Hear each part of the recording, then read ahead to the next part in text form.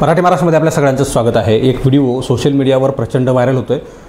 फक्त कुठल्या जिल्ह्यापुरता नाही, एखाद्या फेसबुक किंवा यूट्यूबवर नाही, तर तमाम महाराष्ट्रातल्या प्रत्येक व्यक्तीच्या वॉलवर कालपासून हा फोटो फिरतोय।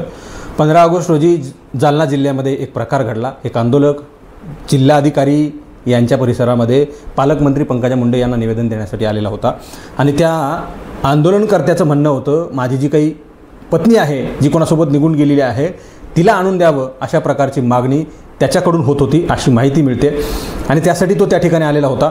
मात्र त्या आंदोलनकर्त्याला 4 पोलीस आतंकवाद्यासारखं पकडून घेऊन जातात आणि पकडून घेऊन जात असताना कुलकर्णी नावाचे जे काही DYSP आहेत, त्यांनी त्या व्यक्तीला फिल्मी स्टाईलनं उडी मारून त्याच्या कमरामध्ये लाथ मारली। हे चित्र संपूर्ण महाराष्ट्रानं पाहिलं। मात्र याच्यापेक्षा विदारक आणि हृदयद्रावक एक चित्र त्यामध्ये आणखी होतं। त्याच व्हिडिओमध्ये सदरील आंदोलनकर्त्याची मुलगी ही पाठीमागून जात होती आणि ती आपल्या बापाला घेऊन जात असताना, आतंकवाद्याप्रमाणे घेऊन जात असताना पाहत होती।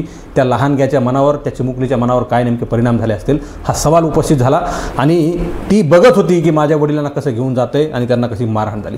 सामाजिक कार्यकर्त्या आणि जिजाऊ ब्रिगेडच्या पदाधिकारी माझ्यासोबत आहेत। माधुरी ताई विचारणार आहे, ताई तुम्ही एक महिला आहात, जिल्ह्याच्या पालकमंत्रीसुद्धा महिला आहेत पंकजा मुंडे, आणि महिलेचंच प्रकरण होतं आणि महिला म्हणून एक मुलगी त्या ठिकाणी पाहत होती। तुम्ही पाहिला का ते व्हिडिओ? कसा प्रकार होता तो व्हिडिओ मी पाहिला आणि सोशल मीडियाच्या माध्यमातून प्रत्येक घरात आणि व्यक्तीपर्यंत तो व्हिडिओ पोहोचलेला आहे आणि त्याची प्रचंड चर्चासुद्धा झालेली आहे। तो व्हिडिओ जेव्हा मी पहिल्यांदा पाहिला त्याच्यावर म्हणजे काय व्यक्त व्हावं की म्हणजे ह्या भारतात, आपल्या देशात हे सगळं चाललं असताना म्हणजे व्यक्त होण्यासुद्धा मन सुन्न पडलं होतं आणि नेमका तो दिवससुद्धा 15 ऑगस्ट होता।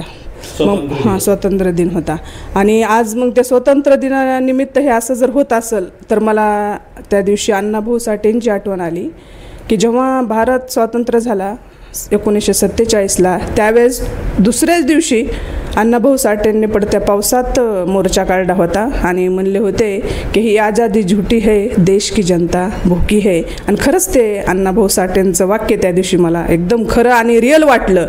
आणखी किती लढावं लागेल यासाठी याची जाणीव झाली मला।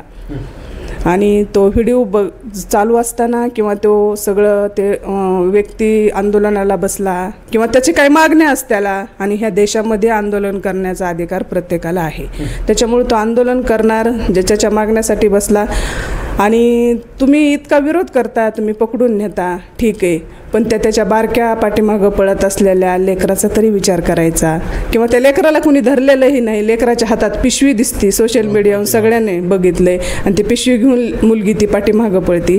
आणि एवढे हे सगळं असताना आणि 15 ऑगस्ट असताना डायरेक्ट पाठीमागून फिल्मी स्टाईलनी DYSP येतात आणि एकदम पिक्चरच्या वरची स्टाईल मारून त्याला पाठीमागून लाद घालतात।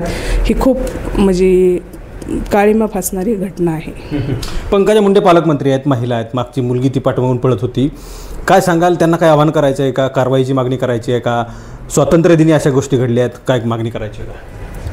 हे बघा, एकंदरीत तसं तर गृह खात्याने लक्ष द्यायला पाहिजे अशा गोष्टीवर। तरी पण पंकजा मुंडेंना मागणी करते मी की तुम्ही मुलगी आहात एक, आणि मी बीड जिल्ह्यातून बोलते, त्याच्यामुळं तुम्ही या DYSPवर निलंबनाची, सस्पेंडची कारवाई करावी एवढी विनंती आहे त्यांना।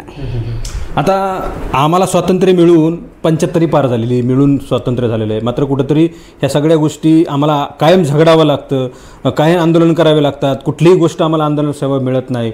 ह्या सगळ्या गोष्टी होत असताना स्वातंत्र्य मिळून आम्हाला काय मिळालेलं आहे? मग तुम्ही जसं सांगितलं अण्णाभाऊ साठे, हे बघा, फक्त स्वातंत्र्य आहे आज, नावाला स्वातंत्र्य, गृह खातं देवेंद्र फडणवीस साहेबांकडे आहे।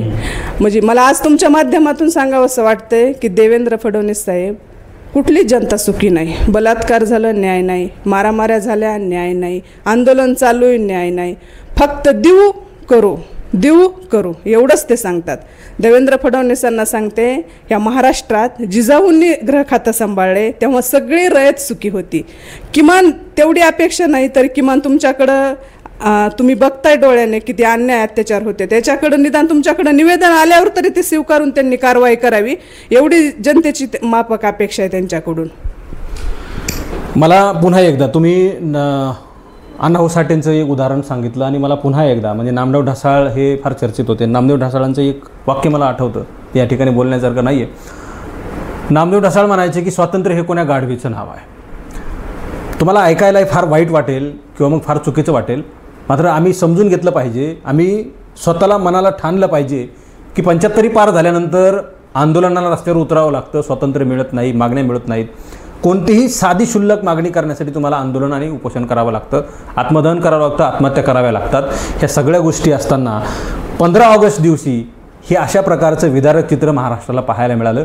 येणाऱ्या काळामध्ये किती झगडावं लागेल, किती लढावं लागेल आणि किती असे दिवस आपल्याला पाहायला मिळतील हे आता आपल्याला विचार करून, कल्पना करून मन सुन्न होतंय. अशी सगळी सध्याची परिस्थिती आहे. कॅमेरा पर्सनसह मी संग्राम धनवे, मराठी महाराष्ट्र न्यूज, बीड. आता जमणार